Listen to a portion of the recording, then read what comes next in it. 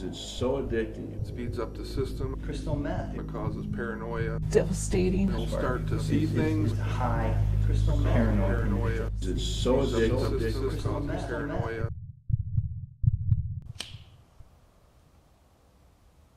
With meth, they say your first high is your best high.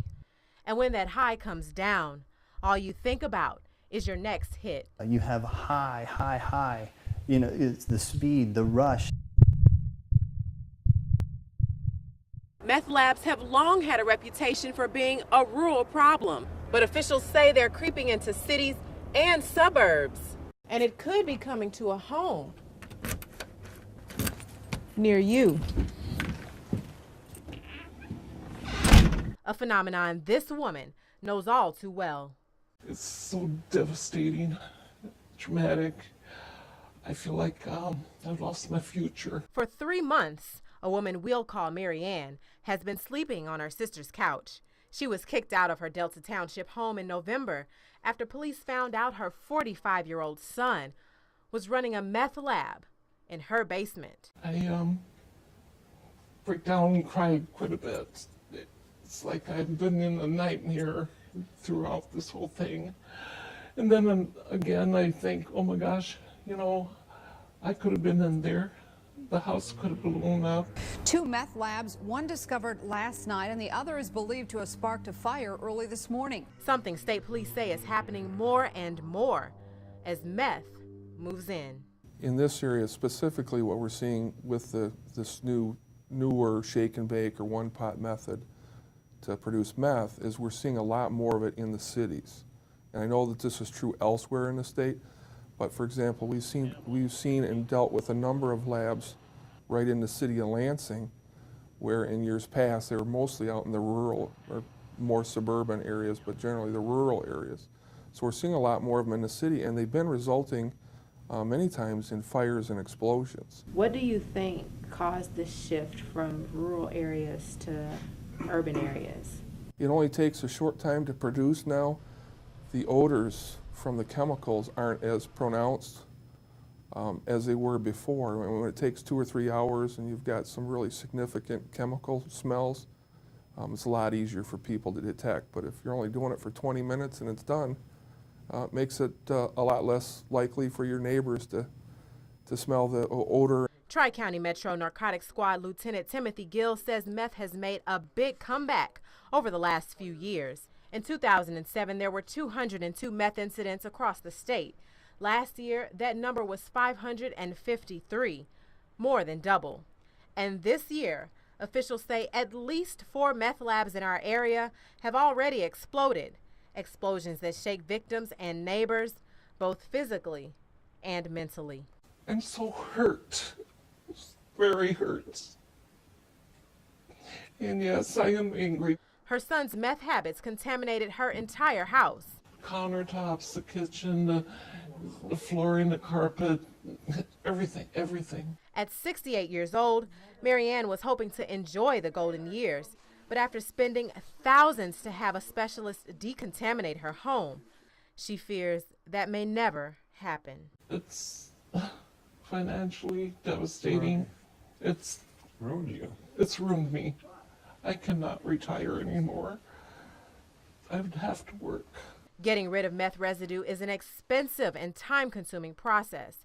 A process Cam Bradman of BioClean team walked me through as he cleaned Mary Ann's home. What we're walking into, you'll notice a little bit of an odor. That's our product. That product is the only liquid decontaminant that changes the molecular structure of crystal meth. And we apply this over all cubic volume of the house.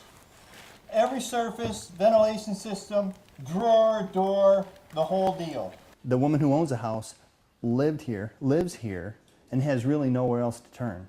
She has to come back to her house because she has nowhere to go. And this is her life. And even thinking when I go back to live in my house, what the neighbors gonna think? What are they thinking to hear their beautiful subdivision, you know, would bring down their property value?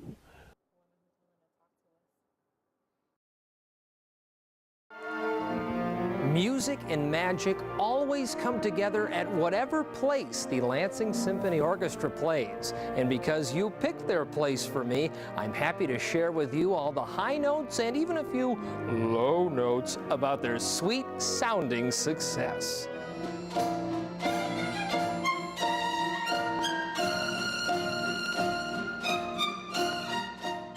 More than 70 musicians, more than 70 instruments. It could be hard to pick each and every one of them out when you're listening to the LSO, but not if you're listening to Andrew Spencer. Andrew, tell me a little bit about your instrument and your unique sound. Well, these are the timpani orchestra, one timpano, two timpani, and it's often referred to as the kettle drums as well.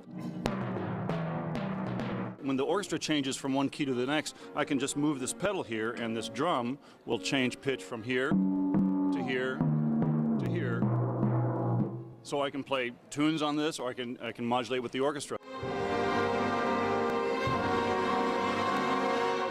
There's a lot of great musicians on this stage, but they might have many different ideas about how the piece would go. Just like with a basketball team or a football team, you have a lot of great athletes, and they all may have a different idea of how to get the ball into the right place, part of the field, right? So somebody has to come along and say, this is the path we're going to take. And so the gestures do that non-verbally so that we can make music spontaneously. Well, we all know I like to toot my own horn, but I'm very happy to be joined by the trombone section of the LSO. Mike, two-thirds, Mike and Ava. Ava, why do you enjoy what you do so much? It's one of the wonderful things about playing the trombone, because you've got this wide range of dynamics to work with.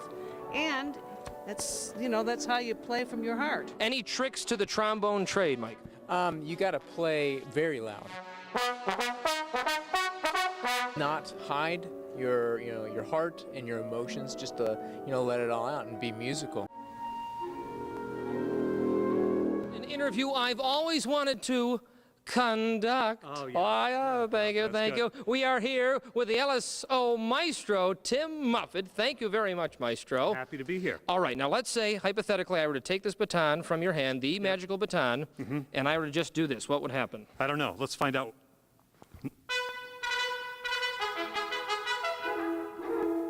Okay. Well, it was close. It was close. It was close. The William Tell Overture.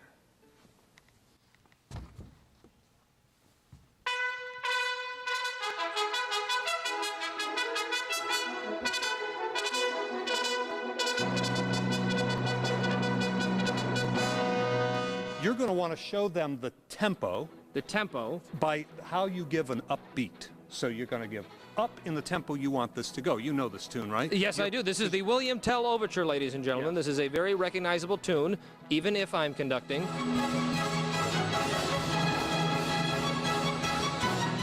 If you want it a little bit louder, then give them something encouraging. Can be a look, can be a bigger stroke. If you want it a little softer, then bring it in. All right, so let me give this back to you. So let's just say. Let's trade. I'll take the microphone. You're going to take the microphone? You take the baton. You trust in the musicians, you let them follow you, you go with the flow, and you make fantastic music.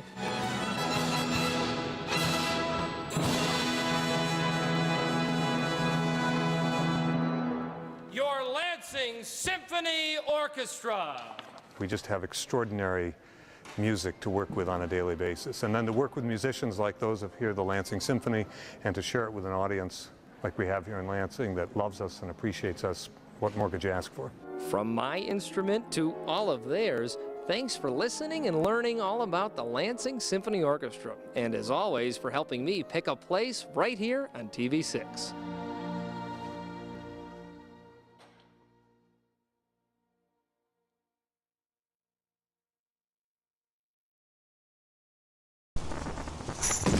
Take a look at the world through the eyes of a dog. Standing just feet from the ground, their eyes aid them, but their nose guides them. While we sense a few thousand smells, these dogs sniff out up to 100,000, leading them to kilos of cocaine and people whose lives lay on the line. We had a person walk away.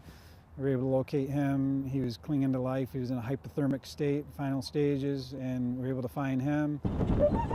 For dogs of the Michigan State Police, serving the community drives them.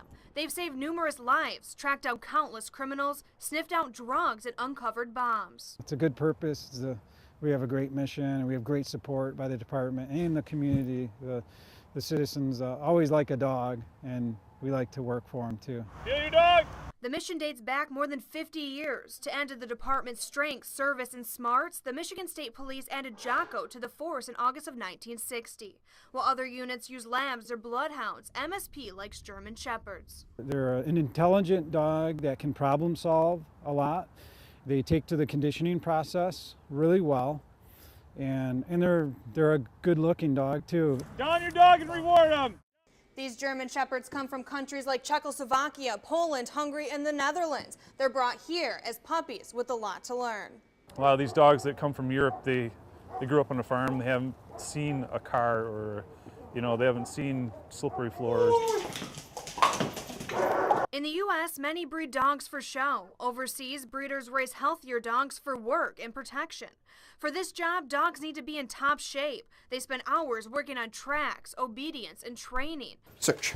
They search through fields, cars, and buildings. There's been numerous times where they've found property that they've gone, the lab has gone over with a metal detector, and troopers have gone through on hand and can find things. The dogs come in and locate the object they're looking for. So it helps out quite a bit.